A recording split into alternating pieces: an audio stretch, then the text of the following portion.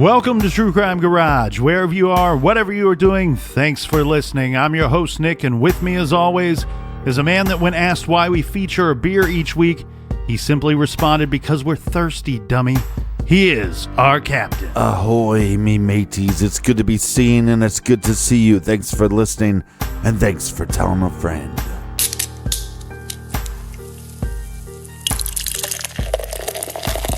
This week's beer of the week is Haze by the geniuses over at Treehouse Brewing, garage grade A strong, 5 out of 5 bottle caps. Longtime listeners of the show will tell you that it's not frequently that we give a perfect score for a beer, so when we do, that means you stop what you're doing, locate one of these beers, and drink it immediately. Haze by Treehouse was brought to us by First Up. A big thank you to Kenny, who is my friend Ken, on Untapped for sending us some delicious Treehouse beer. Big thanks to Ken. Please don't listen to the Colonel. You might lose your job. And a big we like your jib to Sarah in Upper Arlington. Here's a long distance cheers to Mark in Sonora, California. And a big cheers to Gavin in Bay City, Michigan. Next, and I love this one, Captain, we have Shelly in Gun Barrel City, Texas. And last but certainly not least, we have Shannon from Westminster, British Columbia. So thanks to everyone for helping out this wonderful garage show. And if you would like to make a contribution to the beer fund, go to truecrimegarage.com. And while you're there, you can sign up on the mailing list, or you can purchase a fabulous shirt so you can make your awesomeness a little more awesome. And that's enough of the business. All right, thank you, Captain. Everybody gather around, grab a chair, grab a beer. Let's talk some true crime.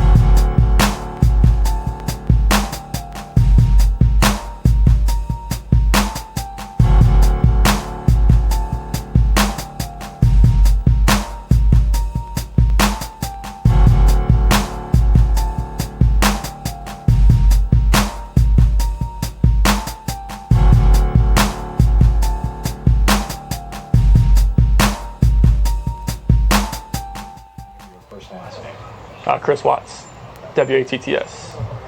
Wow. What's going on right now around your house? Right now, you got K9 units, the sheriff's department.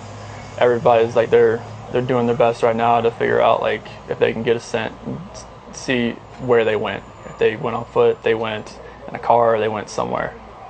And right now, it's just like they've been on point. They're going through the house trying to get a scent, and hopefully they can pick something up to where it's going to lead to something. What happened? Your wife came home. Tell me what's She came home from the airport 2 a.m. and I left around 5:15. She was still here, and like about 12:10 in that afternoon, her friend Nicole showed up at the door. Like I had texted Shanann a few times that day, called her, say but she never got back to me. But she wasn't getting back to any of her people as well, and that's what really concerned a lot of people. Is like if she's not getting back to her, like if she doesn't get back to me, that's fine, like she gets busy during the day, but she didn't get back to her people, which was very concerning. And Nicole called me when she was at the door, and that's when I came home and then walked in the house, and nothing was vanished. Nothing was here. I mean, she wasn't here, the kids weren't here, nobody was here. What's your wife's name? Shanann, S-H-A-N-A-N-N. What's your kids? Bella and Celeste. How do you spell Celeste? C-E-L-E-S-T-E. How old are your daughters? 4, Bella's 4, Celeste is 3. And so, how many times did you try calling her?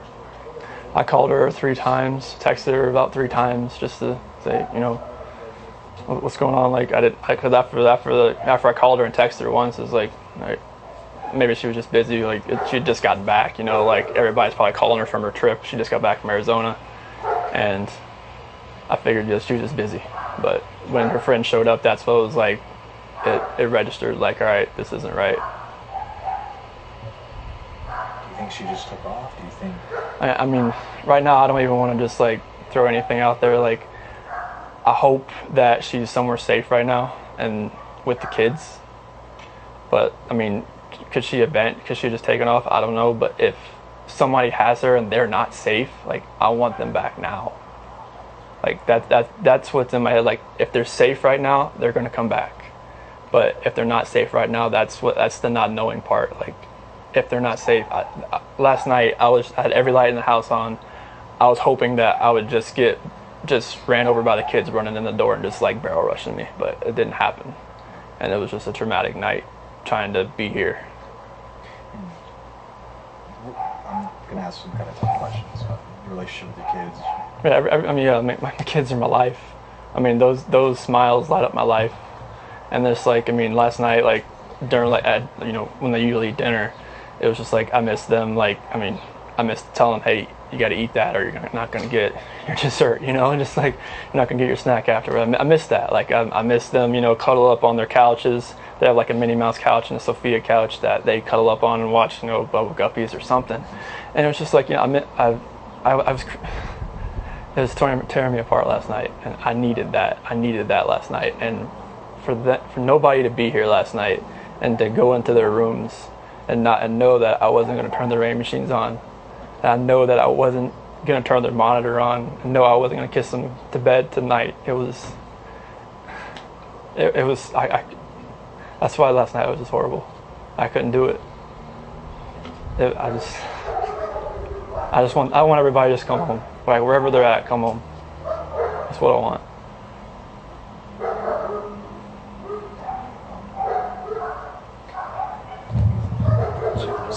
Where was she gone for? She was on. She came back Sunday. You said at 2 at night. Yeah, because her flight got delayed from Arizona because of like other storms around the nation. So she's supposed to get home at like 11. She got home at like 1:48. She got in bed about 2. What was she going for? Like family trip or what? It was a Thrive direct sales. It was a local event that was down there between a bunch of leaders in the company. And that day she was back. I mean, I left work early that morning, like 5:15, 5:30. So like she barely got into bed pretty much.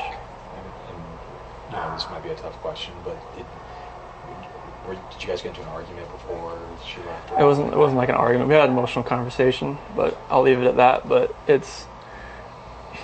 just want them back. I just want them to come back. And if they're not safe right now, that's what's tearing me apart. Because if they are safe, they're coming back.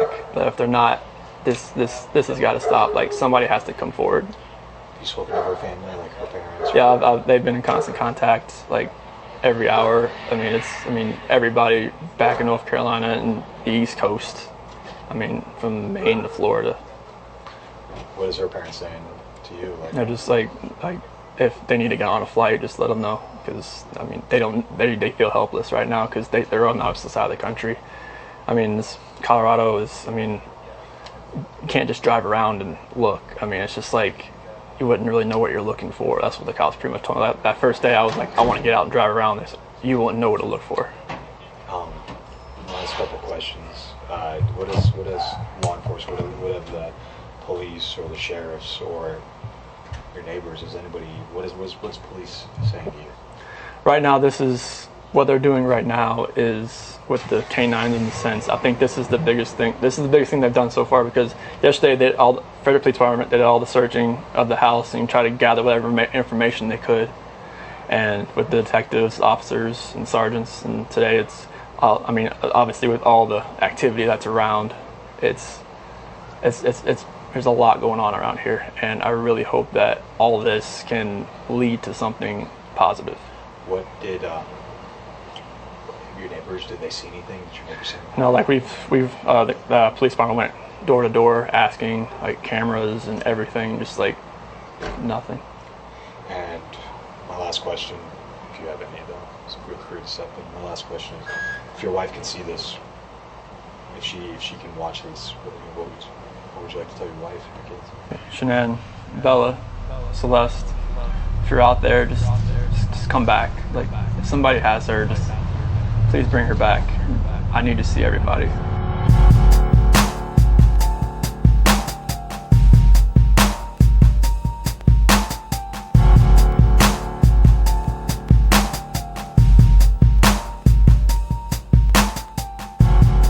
On Monday, August 13th, 2018, the Frederick, Colorado 911 received a call from Nicole Atkinson around 1:30 p.m.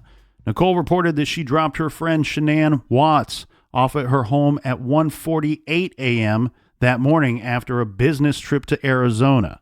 Nicole was very concerned because she had not heard or been able to reach Shanann. Now, Shanann is diabetic and 15 weeks pregnant, so this is just adding to her friend's concerns. Shanann missed a doctor's appointment that morning and was not responding to calls or text, and this was very much out of character.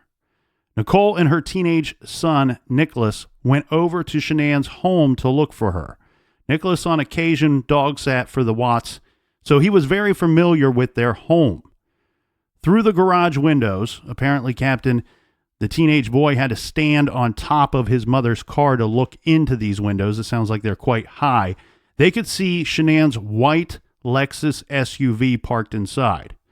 Nicole knew the code to the front door, but upon attempting to open it, she found that inside the latch was engaged on the door, this prohibiting it from being opened more than just a couple of inches. Nicole could see the flip-flops Shanann was wearing on the plane right inside the front door. Now, she always wore these flip-flops. Nicole contacted Shanann's husband, Christopher Watts, on his cell phone. He was at work. She asked him to come home to check to see if Shanann was okay. Chris didn't seem overly concerned and told her Shanann went on a play date with a friend. Nicole felt that he wasn't being appropriately responsive to this situation. Well, and also she was fearing because her friend is in constant contact with her. So if she was on a play date, wouldn't she reply to the text messages or the phone calls? Yes. So she had Nicholas try to force open the garage door. She knew that this would trigger the house alarm. And hopefully if Shanann was inside, you know, she's kind of assuming at this point that she might be incapacitated inside the home. And she's hoping that the alarm will, you know, bring her back to, you know, reality and answer the door or check in with her friend.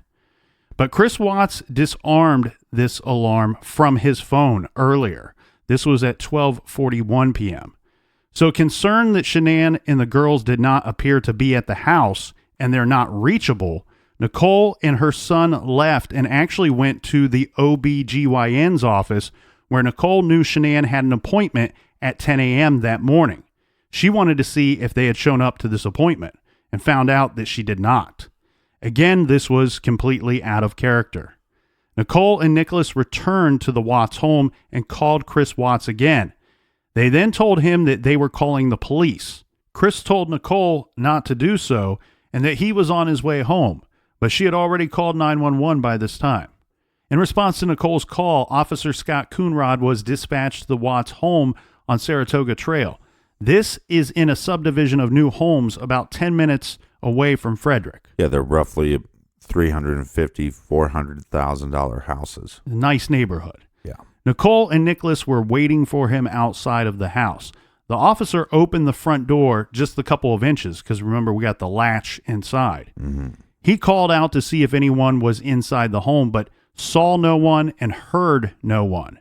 Who we are looking for is Shanann and her two daughters, Bella and Celeste, ages 4 and 3. All of the windows on the ground floor were locked, as was the sliding glass door at the back of the house. Nicole told the officer that Chris Watts, Shanann's husband, was somewhat unclear as to what time he would be arriving at the house. Although Shanann was not known to pass out or have seizures due to her diabetes, Nicole was concerned that she may be ill or have had an accident upstairs and needed help. Shanann had a low blood sugar incident in Arizona just a few days prior. Right, but even so, I mean, you're calling out to people, even though you can't get the door open. You have a 4-year-old and a 3-year-old. Yeah. You would think at some point you'd hear some kind of noise inside the house. Yes, unless it was like nap time or the children were frightened for some reason, you would think you would hear something going on inside the home. So Nicole, Nicholas, and the officer are standing outside of the Watts' home. Nicole is calling all of Shanann's friends and her parents to see if they have heard from her. Nobody's heard anything. And meanwhile, after obtaining Chris Watts' cell number from Nicole, the officer called Chris and asked for the code to enter the home through the garage using the exterior keypad. Chris said the code didn't work from the outside and he would be home in 5 minutes. When Chris showed up, he accessed the home using his car garage clicker, then entered the home. All of them entered the home together, to be clear. Yeah. Chris gave consent to check the entire house for any sign of Shanann and the girls. So they find no one in the home. They didn't find a note or really any indication of where this young mother and the two little girls could be. But here's what they did find. They found Shanann's small black suitcase still sitting at the bottom of the stairs. Chris found Shanann's wedding ring on a nightstand. Chris and Nicholas went upstairs, and Nicholas found Shanann's cell phone on the couch in the loft area. Yeah, it was actually kind of stuffed in the cushions. Chris did not know the password to his wife's phone, but apparently Nicole did.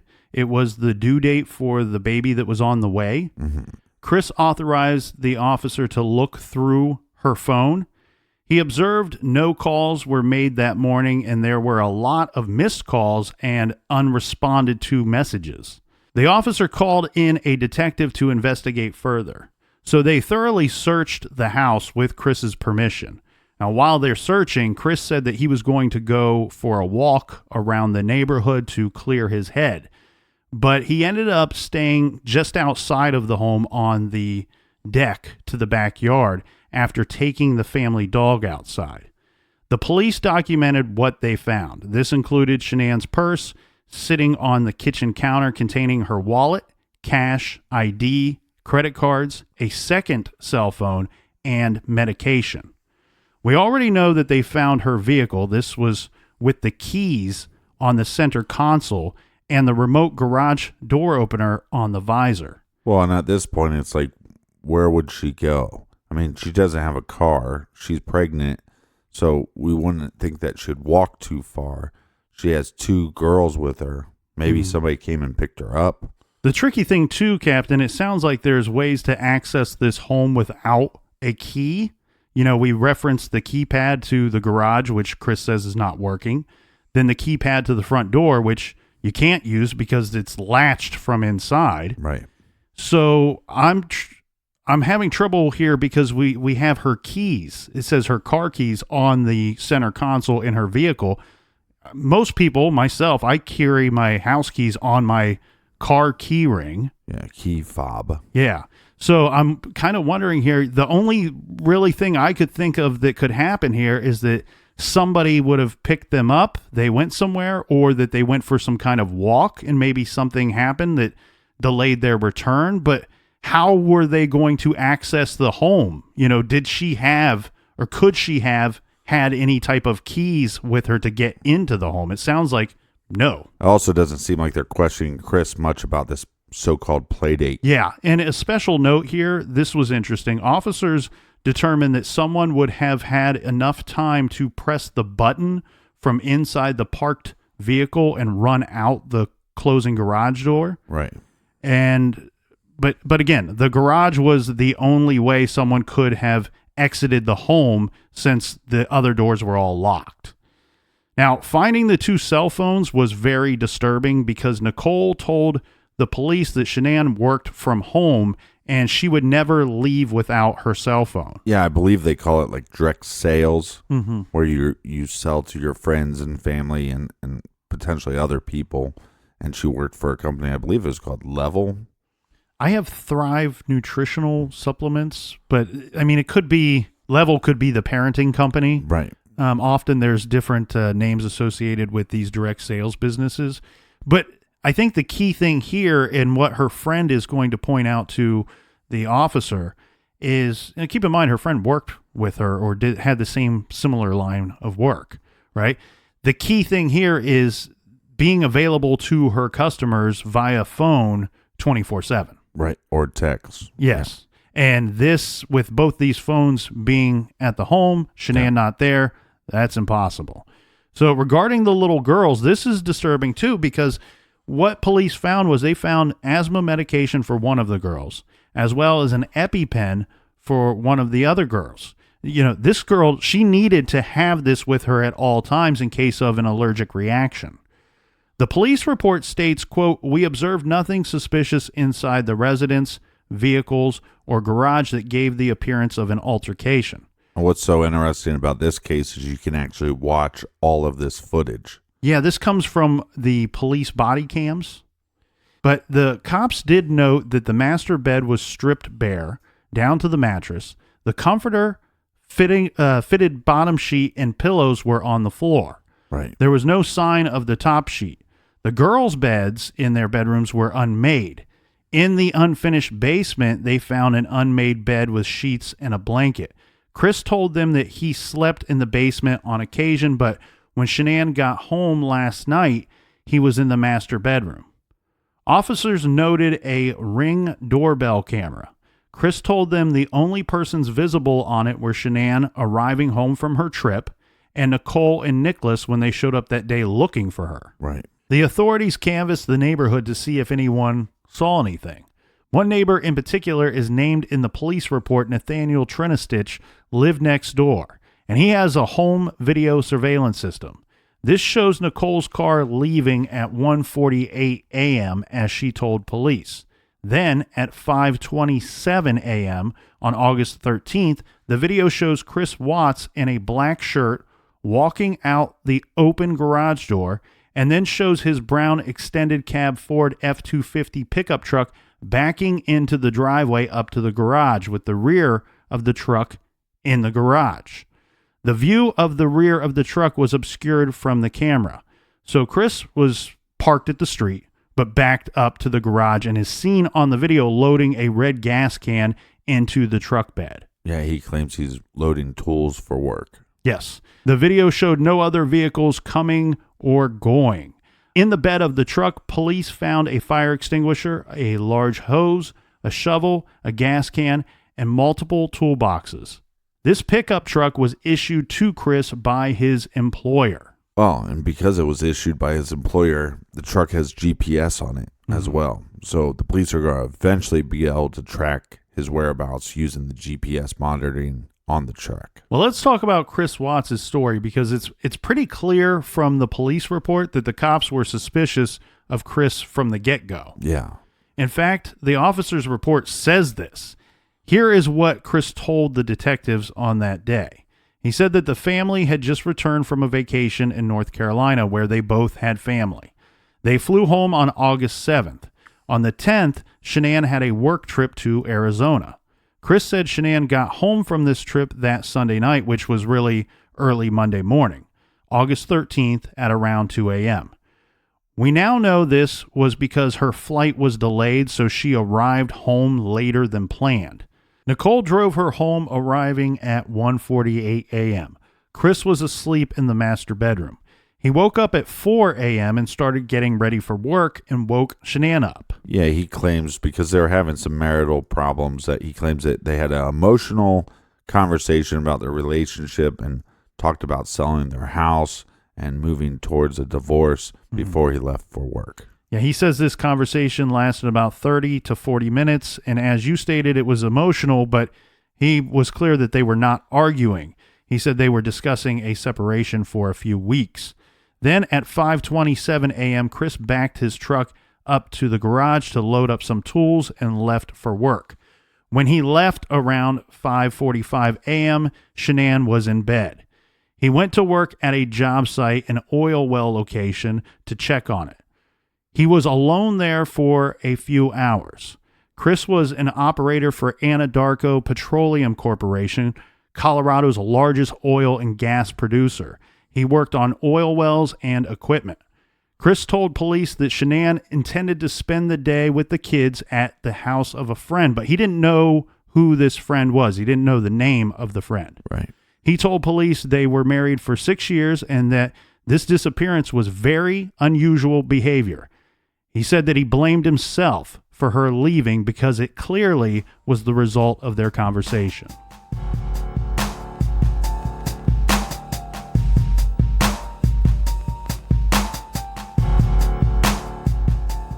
Bring in the new year with a new hair care routine from Madison Reed. Madison Reed is hair color reinvented, giving you gorgeous salon quality color delivered to your door for less than $25. Remember, it's 2019 now. You don't have to choose between outdated box color or the time and the expense of a salon. Madison Reed is crafted in Italy by master colorists, and it's professional hair care that you can easily do at home. It's multi-tonal, ammonia-free, and made with ingredients that you can feel good about. Madison Reed's quality is top-notch. Just read the reviews. And it's super affordable. And you can't beat the convenience of Madison Reed because it's delivered straight to your door on your schedule. Find your perfect shade from Madison Reed. Get an expert color consultation or take the color quiz at madison-reed.com. True Crime Garage listeners get 10% off plus free shipping on your first color kit with promo code GARAGE. That's code GARAGE at madison-reed.com. Madison-reed.com. Treat yourself.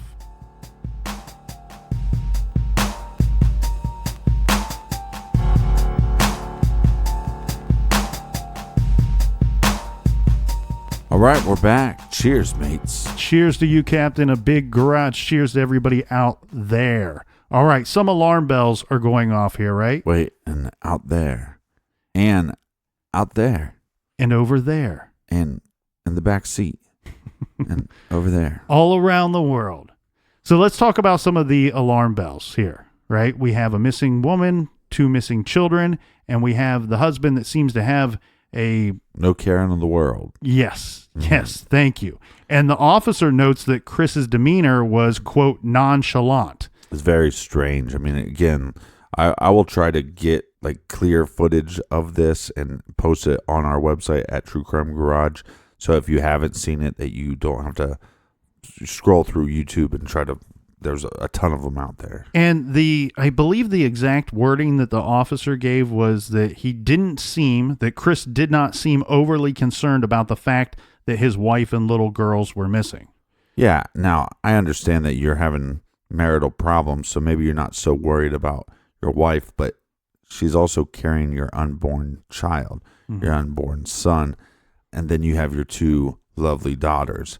You'd think you'd be concerned about their whereabouts. The other thing, too, is like, and I can't really emphasize this enough, the little girls are nowhere to be found. Their medication that is very much needed medication, we mentioned the EpiPen, right? That would terrify me. That's what would terrify me if I were Chris in this situation. Well, when you look at behavior science and just his demeanor constantly, he is crossing his arms almost like like he's defensive. Without even talking, he's defensive. The other thing, too, is Chris told the officer 3 times that he left the garage door open and received the alarm on his phone notifying him of this around 12:40. Now, the officer thought that Chris's emphasis of this was unusual. And when Nicole got there, we know that the garage door was closed. Right. So it seems to me like, I mean, he really keeps going back to this. The garage door was open and my phone tells me this. Next, we also have Nicole and the neighbor who both told the officer that they, who knew Chris well, believed he was acting extremely nervous. And you referenced some of his mannerisms at that time. Yeah, because at some point they're going to go next door to the neighbor's house. I think to ask for the footage because they know that they're viewing it together, kind of. With Chris there, the neighbor there, the officer. At some point, Chris is like bending down and then leaning forward and crossing his arms, and it's very strange because I could understand movements like that if you're like, oh man, I just don't know where she's at. This is driving me crazy, and you start doing some erratic stuff. But when your demeanor, it was almost like he's having little freak out moments, but he knows he has to try to keep it together. At some point, you can see from the police body cam, Mm-hmm. Chris walk outside of the neighbor's house, and the neighbor says something like, "He's really acting strange, don't you think?" Yeah. I mean, that's, to me, that's like such a, like, the neighbor is telling you, like, this is a guy that might like him, and he's saying, "Dude, this dude's acting weird." Yeah, and the feeling I got when I watched that video with the way that you talked about Chris moving about is, Boner. well, it looked to me like a guy that wanted to jump out of his own skin. And it didn't appear to me to be because he thought they should be out there looking around the neighborhood or searching for his wife. It seemed like he wanted to jump out of his skin because he didn't want to be in that room. Yeah, He was and very uncomfortable. you've seen this time and time again. You'll see where the husband will go like, "Well, why are you talking to me? We should be out there looking for him." And he never does that. No. It's like he's never seen the Hallmark Channel. Well, the neighbor told police that he had heard Chris yelling loudly at Shanann numerous times in the past. And finally, the officer notes that while at the Watts' home, he received a phone call from Shanann's mother, who he says, quote, was adamant that Christopher did something and they should check the GPS on his truck. Now, I'm just going to stop you right there because, one, her friend has a gut feeling and does not stop. We need to get into the house. Mm-hmm. She does. Now the mother has a gut feeling. Mm-hmm. And you're going to see that time and time again in this case where people follow their gut feelings. In fact, Shanann's mom, Sandra, she also called another officer the next day and said that Chris was acting very odd, and she and her husband suspected that he had done something to the family. Officers asked Chris to check for any activity in their bank accounts, but Chris said he could not log on to the accounts because Shanann handled the finances. Right. He agreed to call the banks to find out. He couldn't verify if Shanann had any missing credit cards because the two used separate cards. So he says he wasn't certain which cards she carried. He also did not know where she kept her passport. The officer ordered a bolo, a be on the lookout for Shanann and the girls. Right. So we have a pregnant mother and her two small daughters have vanished, leaving behind all of Shanann's personal items, the girls' medication, and their car. Word of this spread among their family and friends like wildfire. The police report says Shanann's phone was blowing up with texts and calls from concerned friends and family. Shanann had a very active social media life. Her role as a Thrive sales representative required her to, quote, live the lifestyle. And she typically posted videos multiple times daily showing her and the kids and Chris and their daily life. Yeah. Both she and Chris would be wearing their Thrive patches visibly in these videos. They were, quote, selling the brand. Yeah, one of my favorite videos, there's actually quite a bit of them online, but one of them is Chris is almost like made to stand in the back. Mm-hmm. Like, hey, honey, we're going to make this video for not only the people that work, because normally how it works is you get a team of people. So you're selling to people, but your team is also selling to people. Mm-hmm. It's very similar to a pyramid marketing scheme. Yeah, they have nicer words for it, but that's essentially what it is. You're making money off of your sales as well as your team's sales. Yeah, and so part of the thing, though, is that you get to work at home and that you get to spend time with your family. So there are some perks there. Mm-hmm. But then you have to, make these Facebook videos, and she would have Chris, smile on the video, Chris. And he's in the background, and there's one time where he just, turns the dog's head to, keep the dog looking more towards the camera. Mm-hmm. And she kind of snaps at him, don't choke him, And so if you watch those videos, it's a false narrative of how their relationship was, but you can see some inner workings there if you watch those videos. Well, a little background on the Watts family. So Chris and Shanann met on Facebook in 2010. Shanann had been married before. Both of them were from North Carolina, and that's where they met. Shanann was a year older than Chris. She was diagnosed with lupus, fibromyalgia, and migraines, and told friends she and Chris hit it off immediately and that he was very considerate and understanding of her health issues. What was interesting to me was he actually tried to add her on Facebook. Mm-hmm. I know you're not big with the social media, so he tries to add her. She deletes him. She declines Denied. it. But she just went through a breakup. She just went through a divorce. Mm-hmm. And then she's dealing with being sick and trying to overcome those battles. And then her friend kind of pushed her like, hey, this guy's a good guy. And she said, okay, accepted the friend request, figured I'll never talk to this guy again. He'll just be one of the friends on my Facebook, and that's what it'll be. Right. A couple weeks later, they go out, and she instantly kind of falls for this guy. Yeah, and by all accounts, it seems like Chris was head over heels for Shanann. At some point, he started working a job as a mechanic at a local Ford dealer, and Shanann worked in the sales department. Yeah. They were married in 2012 and moved to Colorado, where in 2015, Chris got the job with the petroleum company. Shanann worked at a school for a little bit and then at a local children's hospital before she got on with this direct sales marketing group. But this is where it starts going wrong, though. Mm-hmm. So when they go to Colorado, they're going to have a house built, and that house is worth about $400,000. Mm-hmm. So you're talking about a pretty hefty mortgage. Well, they start racking up credit card debt and things of that nature. And they end up filing for bankruptcy, which is, I think, well over $400,000 they filed for bankruptcy. Shanann was described as the ultimate helicopter mom, and Chris doted on his girls. They had 2 girls, as we mentioned, and he took care of them after school. Both parents were very hands-on, and both little girls had various health issues like asthma and serious allergies. Everyone who knew Shanann says that she was controlling, a little OCD. The house and the kids ran on a very strict schedule. But the family seemed happy. The only black mark known to friends was that Shanann didn't get along with Chris's parents. They did not like her, apparently, and refused to attend their wedding. Chris started using the Thrive products for Shanann's business in early 2018. He started watching his diet, running, and working out with weights. He lost a lot of weight, going from 245 to 185 pounds. Well, by all accounts, they were the all-American couple. I guess I shouldn't say all accounts. I don't think his parents would have said so. But the all-American couple with Hey, two... no, that sounds like an American couple to me. Somebody hates somebody's parents. That's right.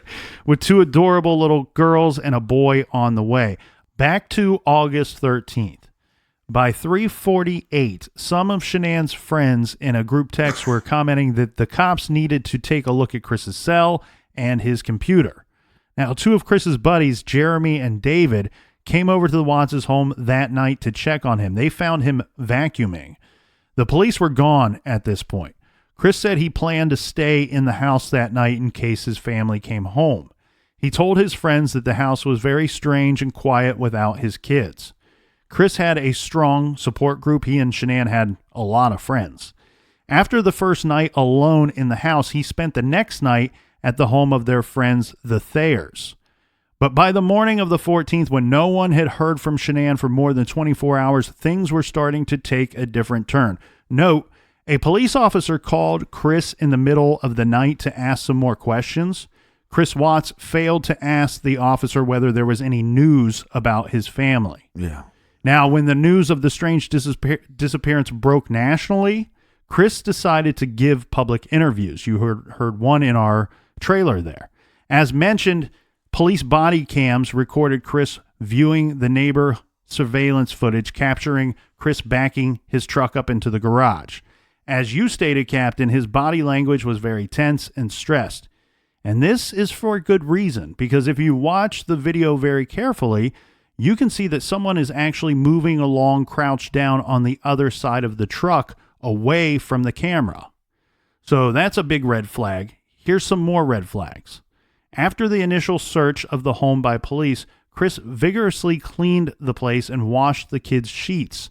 When authorities returned with a warrant and dogs to conduct more thorough searches and seize evidence, The house reeked of cleaning chemicals. In a second search of the home, the cops found the master bedroom top sheet and some pillowcases in the kitchen garbage can. All of these had stains that were guessed to have been smeared mascara or eyeshadow. The fitted sheet was missing. Chris washed all the kids' linens and made the beds back up prior to the cops' second search of the home. This search also turned up Shanann's missing Apple Watch. It was on the couch in the loft area where her phone was found. Well, both of these are misfortunes, because if she would have had a phone on her or her Apple Watch, you would think that they might be able to track her GPS location. August 13th was supposed to be the kids' first day back at their preschool. They had even picked out their outfits, but Chris called the school that morning around 8:15 to tell them that the girls would not be attending and said the family was considering moving away. This could have been a major slip, because apparently Chris didn't realize that while still on the phone, after he reported that the girls weren't coming in, he asked, "They aren't there, are they?" Yeah, that's just very odd. Mm-hmm. Chris texted Shanann around 7:40 that morning and sent a few more texts later, but never raised the alarm when she never responded to him. And he called her phone at 8:25 as well. Now, sometime on the 13th, he searched the web for the lyrics to a Metallica song called Battery. Some of the lyrics are, "Smashing through the boundaries, lunacy has found me. And pounding out aggression turns into obsession.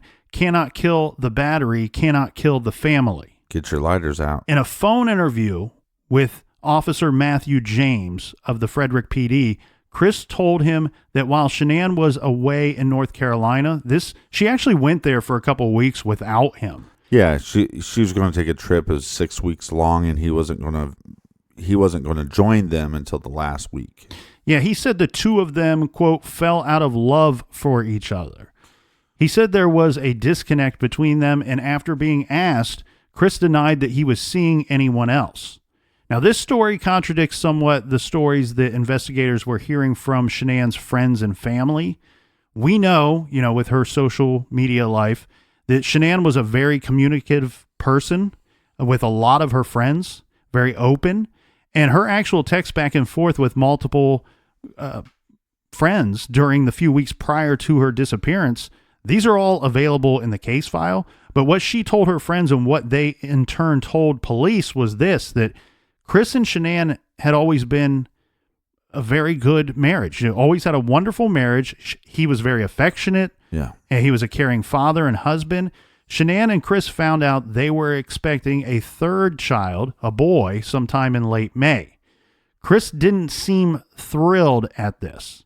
Shanann went to North Carolina with the girls in June for a multi-week visit. Well, it's weird, though, because there was a video where she was going to videotape his reaction, and she is wearing a shirt that says, "Oops, we did it again." Okay, if that doesn't make you go, bleh, but did she set up a video camera? Did she tell him, "Hey, I'm going to set this up. I need you to play pretend with me so we can post this on social media so then we can sell some more products"? So who knows? Yeah. Well, Shanann spent time with her parents and her brother when she was in North Carolina, and until there was a falling out, she even spent time with Chris's parents. Now, even though she didn't get along with them, she wanted the girls to know their grandparents on their dad's side. Right. Chris's parents had initially disliked Shanann, saying that they didn't trust her and thought she was a schemer, but they were attempting to act nicer for the sake of the kids. But then there was an incident in North Carolina that made her sever ties with them. There was a bunch of cousins over at the Watts' grandparents' home when Shanann and the girls were where they were staying at the time. Shanann told her mother-in-law that Cece was violently allergic to nuts and could not have them even near her. Despite this, and maybe deliberately, her mother-in-law purchased ice cream with nuts and served it to all of the children. Oh, that's great. Cece didn't get the ice cream as Shanann stepped in, but it's thought that the intention was to make a statement that either Shanann was crazy or Cece was coddled or both. Well, and this made me wonder a little bit because I had a friend that dealt with longtime girlfriend, but she became very OCD, but also became a hypochondriac. So when you hear that the mother has all these ailments and then so do the children, you wonder, do they have them? Right. Or, because it seemed like everybody in their family, except for Chris, had medical issues. Yeah. But I'm going to take a little bit of a stance on this just because I feel like if you feel that maybe something's made up, almost, it seems awfully dangerous to try to prove your point in this way because, as we all know, exposure to nuts for someone who is allergic could be fatal. Well, it's very dangerous and very irresponsible. Well, when this happened, Shanann left her in-laws' home in a rage, and she went to her parents. Her father-in-law unfriended her on Facebook in retaliation for this event that took place. Very mature. Shanann expected Chris to take her side. He was sympathetic, but his reaction was not as strong as Shanann would have liked.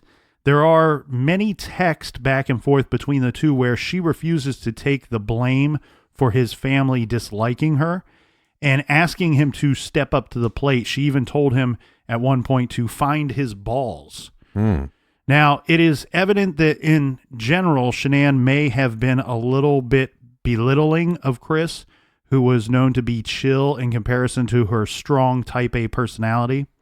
Well, he's chill because but he couldn't find his balls. Yeah.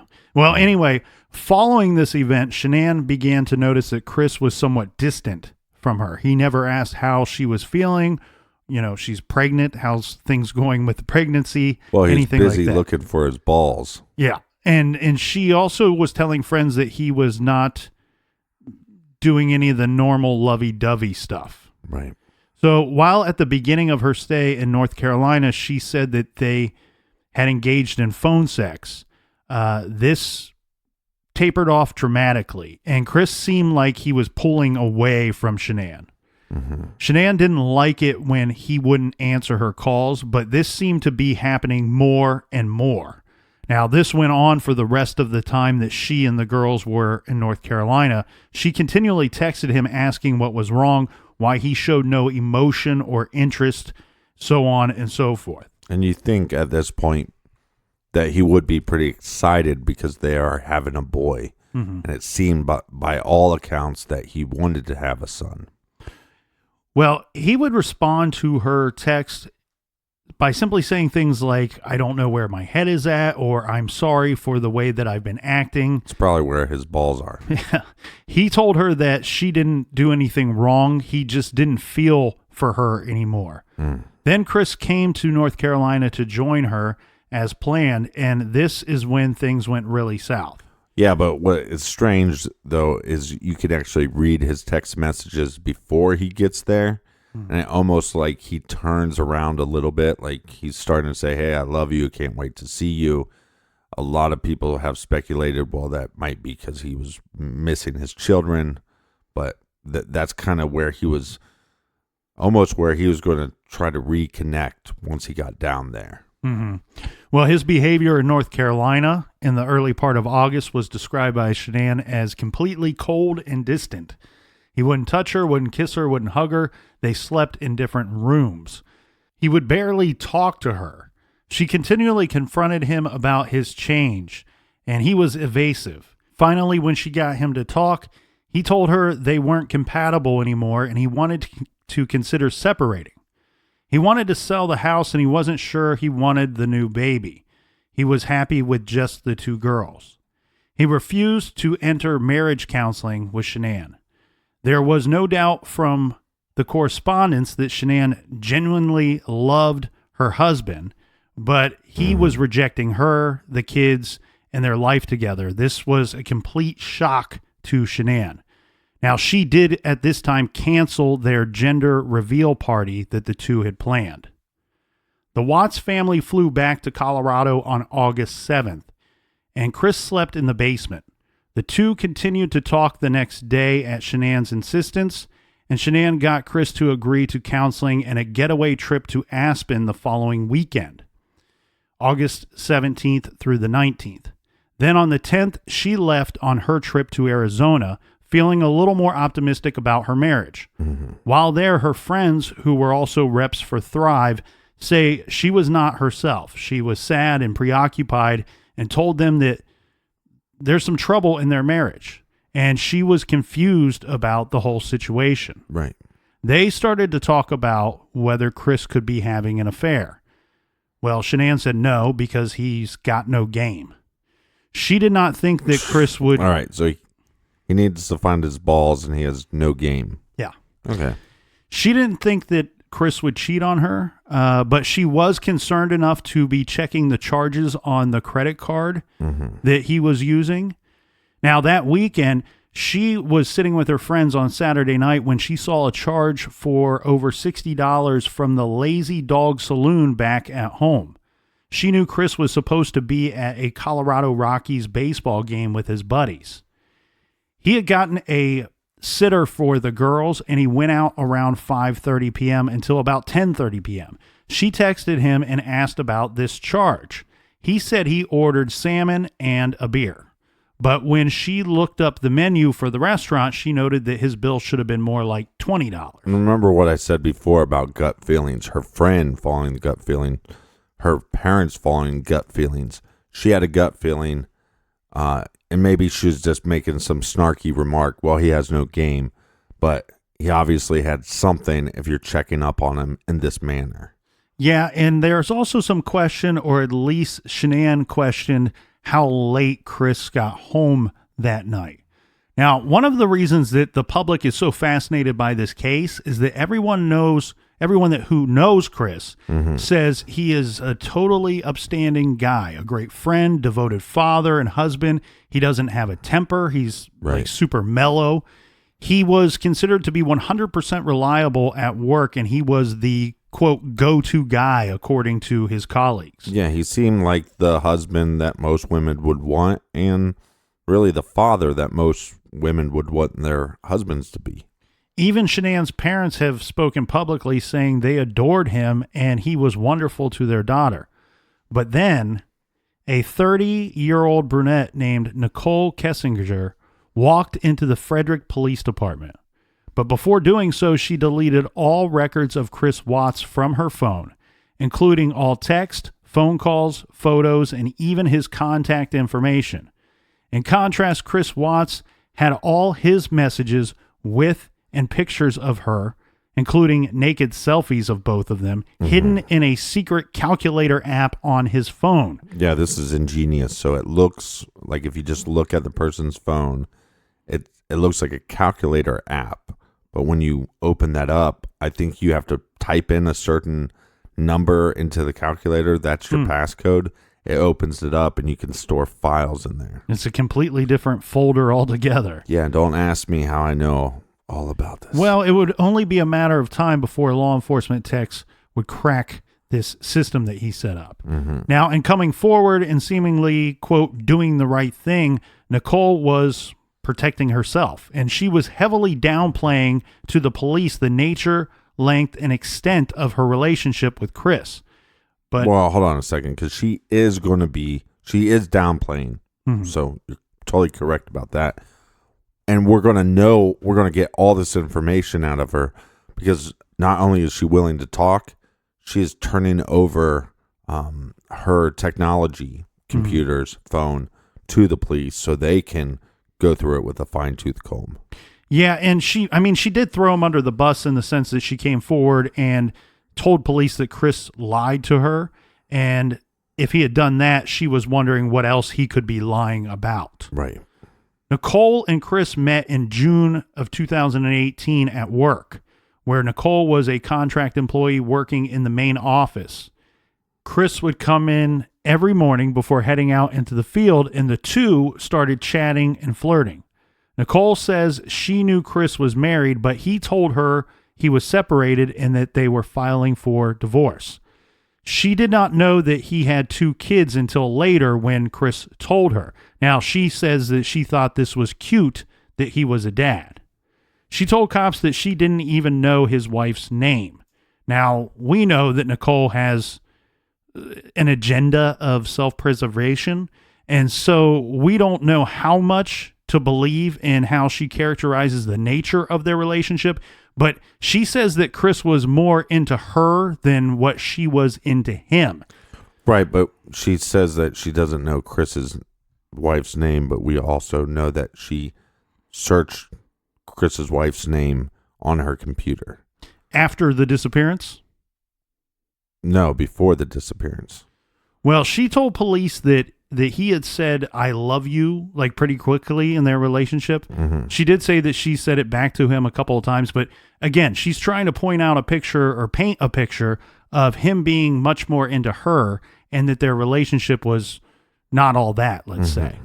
Which again is fishy too, because we're later going to find that with Google searches, she was searching like kind of vacation destinations for couples and also wedding dresses and things of that nature. Well, Chris and Nicole, according to her, had a very active sex life. She said that they sometimes did it up to 4 times a day, but they really didn't go out into public much, instead staying in at her apartment. Yeah, they didn't have any time. They did go on a camping trip together at Great Sand Dunes National Park. Now, I'm a little off on this because I don't know where Shanann believed Chris would have been at this time. Well, I think this is during the 5 weeks that she's in the Carolinas. Oh, that would make much more sense. Yeah, because basically that whole 5 weeks that she's gone, and remember how she's like, all of a sudden now he's like really cold and distant. So he's not returning my texts and all that stuff. Well, that's because he spent pretty much every day with his new girlfriend.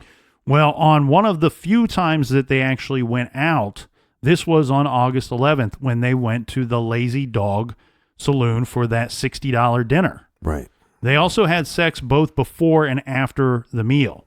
Nicole says that she was encouraging Chris to make up with his wife and try to work on his marriage, but this seems unlikely given that we know, what she was Googling. Right, but hold on, there might actually be some truth to this. And here's why. Because during that time when they're spending all this time together, it kind of becomes like, well, yes, we're separated, but he kind of lets her know there is a chance that we could work things out. And I think that was his slimeball way of basically saying, yes, I know I'm having fun with you, but it's a possibility I'm going to stay with my wife and my kids. Mm.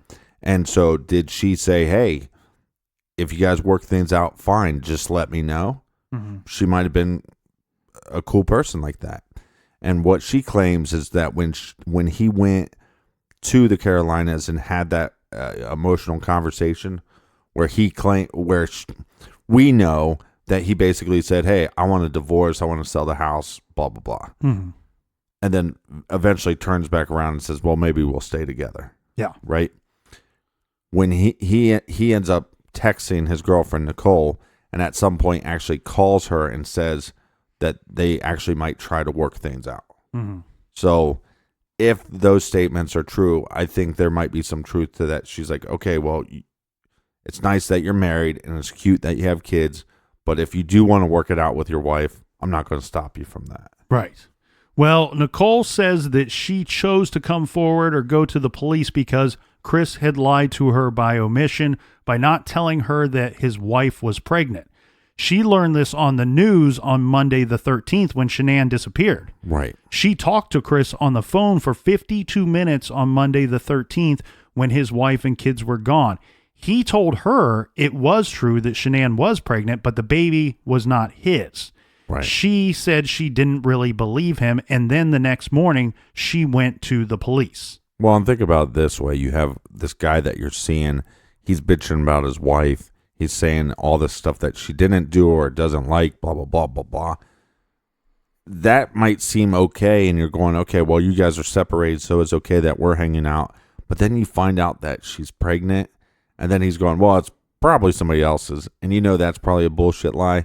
Now it's becoming a little more greasy. You know what I mean? Mm. It's becoming a little more where now you're not feeling so great about the actions of hanging out with him and possibly having sex with him.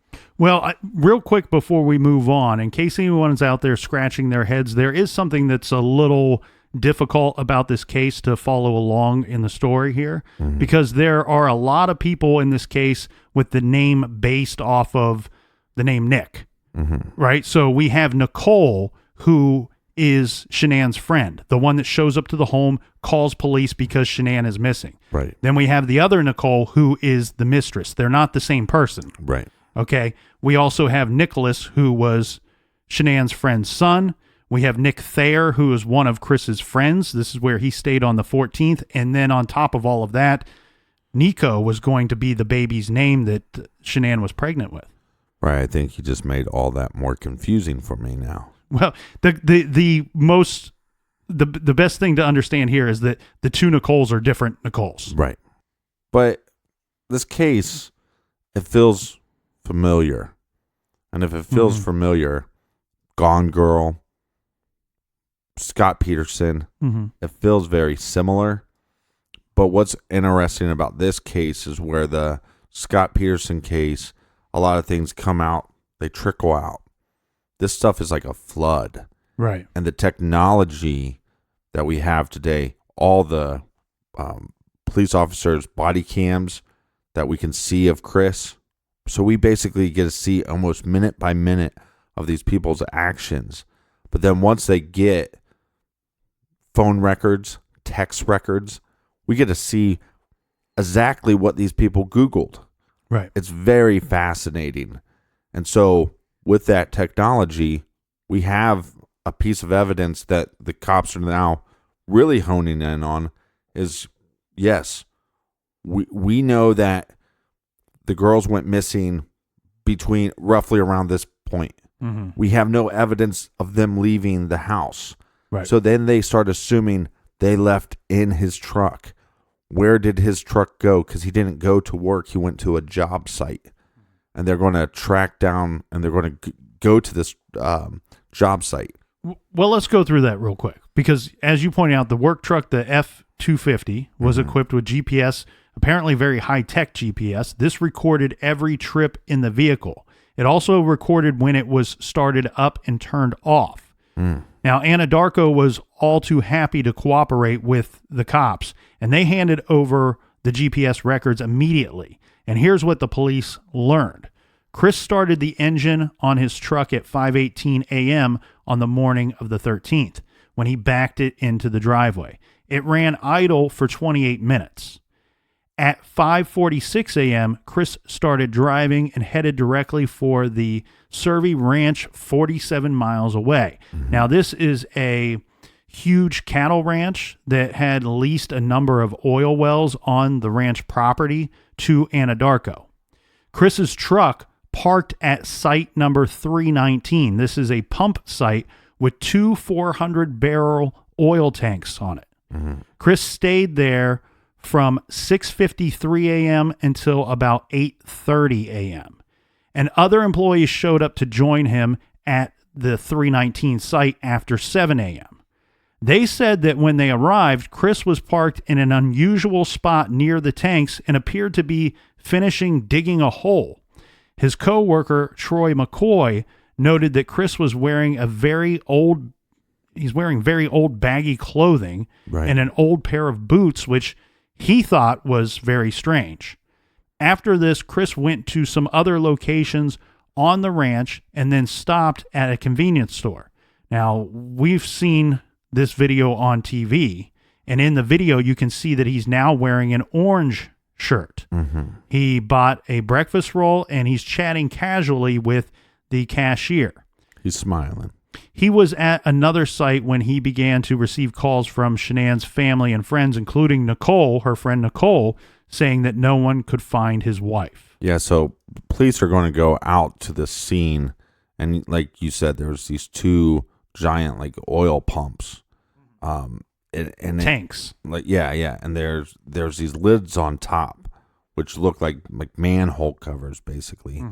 And so when police go out there and they start searching around, they also have scent dogs and stuff, but they also find a a part of the land that looks like where he would have been digging. And so now it's time where they go, hey, we now know that this guy is not the husband we thought he was. We have people close to this girl saying, hey, this guy is suspicious. We got the neighbor saying this dude's acting weird.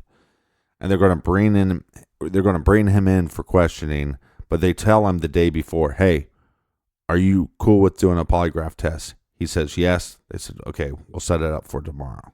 Yeah, and the FBI actually interviews him on the 14th.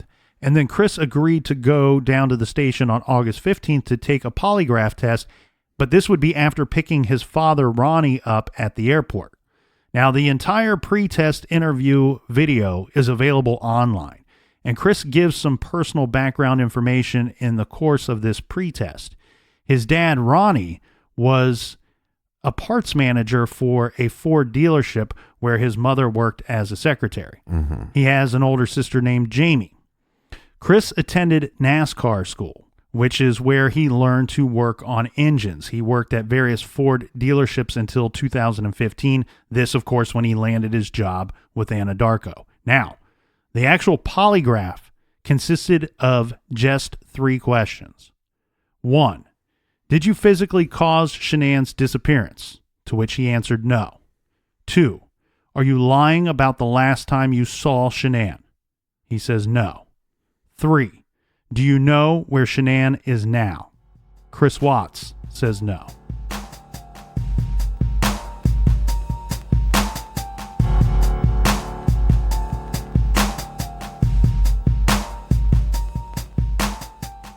Support for today's show comes from HelloFresh. With fresh, pre-measured ingredients and easy-to-follow recipe cards delivered straight to your door, HelloFresh does all the planning, shopping, and prepping, so you can focus on enjoying the new year and a healthier you. You guys already know my favorite HelloFresh meal is the Mushu pork tacos. Take advantage of HelloFresh's special offer for 2019. Get $80 off your first month by going to HelloFresh.com/garage80 and enter our promo code garage80. That's HelloFresh.com/garage80 and enter promo code garage80 for $80 off your first month. And check out our show Off the Record on Stitcher Premium, available now. And this week we discussed the very important update in the Tara Grinstead case. Yeah, the arrest of Bo Dukes. And we will see everybody back here in the garage tomorrow. Until then, be good, be kind, and don't litter.